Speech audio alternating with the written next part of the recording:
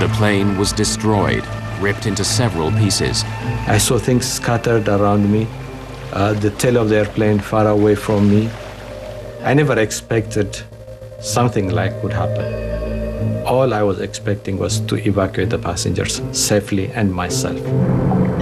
Abate swims to safety, but he has no idea how successful he's been. He doesn't know whether any of his passengers have survived or what's happened to the hijackers. Ditch the plane near the shore means that although the airliner breaks into pieces, it doesn't sink very far. Fortunately, the water was very shallow. In some cases, people were able to get out. Locals and tourists swarm out to the downed aircraft. A group of scuba divers, who narrowly missed being hit by the aircraft, help with the rescue effort. In an amazing stroke of good luck, some French doctors are staying at the resort. They offer immediate medical assistance. In the end, of the 175 people on board the plane, 50 survive. Without the actions of Abate, many more could have died. Without power and unable to use his flaps, Captain Abate lands at 370 kilometers per hour, over 100 kilometers per hour above the normal landing speed of a 767. Once the captain made the decision that he had to ditch, the best thing that he could do was keep the airplane as close to land as possible. Abate also tried to make the landing as smooth as possible.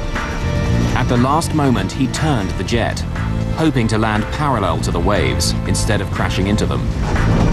As soon as the plane hit the water, it was ripped out of Abate's control.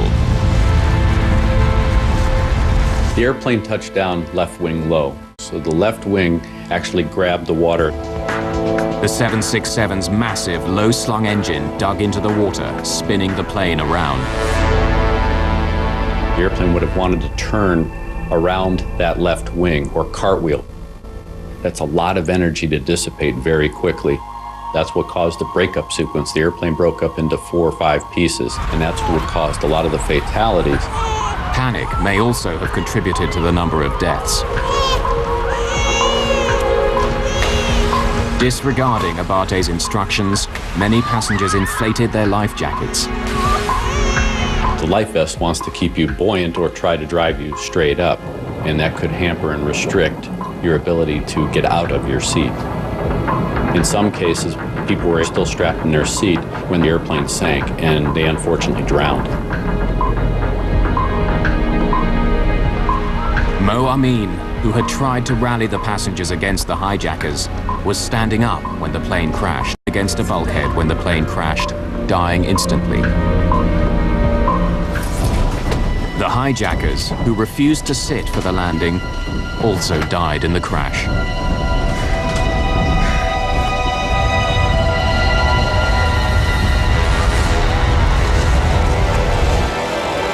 In the days after the disaster, other pieces of the puzzle became clearer.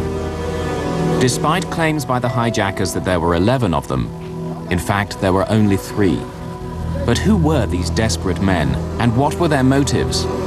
They were imprisoned, thrown in jail, persecuted and tortured by the government.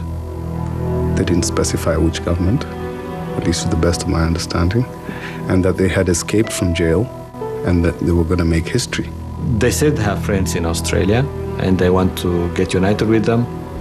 They wanted to go into a second country where they get the refugee status and have a better living. Before 9/11, it was remarkably easy for hijackers to gain access to pilots. If you don't do what we say, we'll blow this plane out of the sky. Despite numerous hijackings over the previous 2 decades, most airlines made no attempt to secure the cockpit.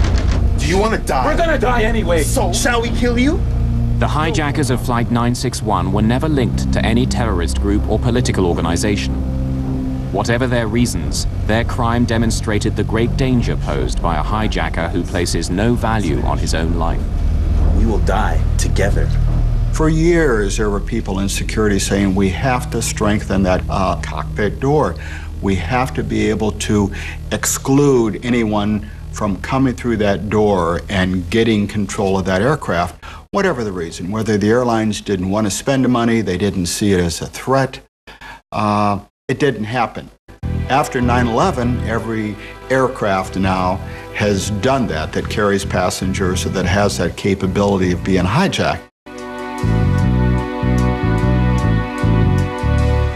Nobody is immune to anything. It could be 1 in a million, but it can happen.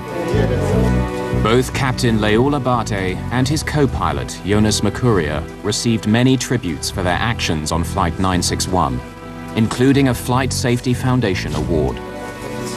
I said, it's good that I am alive, and the world has understood what I had gone through. Despite their ordeal, both Captain Abate and his co-pilot Mercuria continue to work for Ethiopian Airlines. They are the best of all.